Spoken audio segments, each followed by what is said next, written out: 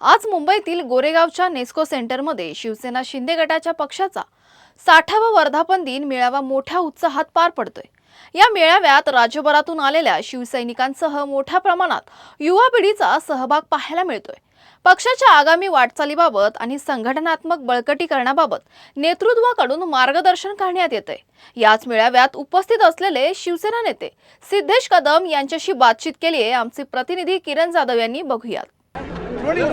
माझ्यासोबत सिद्धेश कदमच्या त्यांच्याबरोबर आपण पाहू शकतो मोठी प्रमाणात युवा पिढी दिसते। सिद्धेशजी काय सांगाल, 60वा वर्धापन दिन आहे, खूप युवा पिढी तुमच्याबरोबर दिसते। आपण पाहताय की ज्या पद्धतीने प्रत्येक फक्त मुंबई नाही तर महाराष्ट्रातला युवा हा आदरणीय शिंदे साहेबांच्या नेतृत्वाखाली काम करायला तयार आहेत। तर ज्या पद्धतीने शिंदे साहेब काम करत आहेत, ज्या पद्धतीने आदरणीय श्रीकांतजी शिंदे स्वतः युवा खासदार आहेत, जे फक्त राज्यात नाही तर पण देशामध्ये तर जगामध्ये ज्या पद्धतीने शिवसेनेला पुढे घेऊन जायचं काम करत आहेत, म्हणून ह्या युवा पिढीला प्रोत्साहन जे शिंदे साहेब आणि श्रीकांतजीच्या माध्यमातून मिळतंय।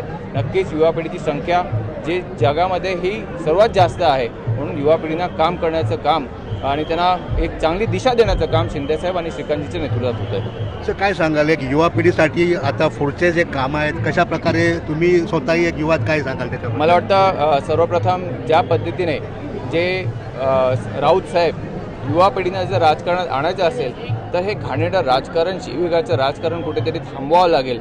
आणि ज्या पद्धतीने ते शिवीगाळ करतात तर ते युवा पिढीला आवडत नाही। युवा पिढीला हे डेव्हलपमेंटचं राजकारण आवडतं, युवा पिढीला प्रोग्रेसिव्ह राजकारण आवडतं, युवा पिढीला त्यांची दिशा दाखवणारं राजकारण आवडतं आणि ते राजकारण शिंदेसाहेब आणि आदरणीय श्रीकांतजी शिंदे करतात। हे होते सिद्धेश कदमजी, कॅमेरामॅन दत्ता प्रसाद, किरण जाधव, आवाज इंडिया।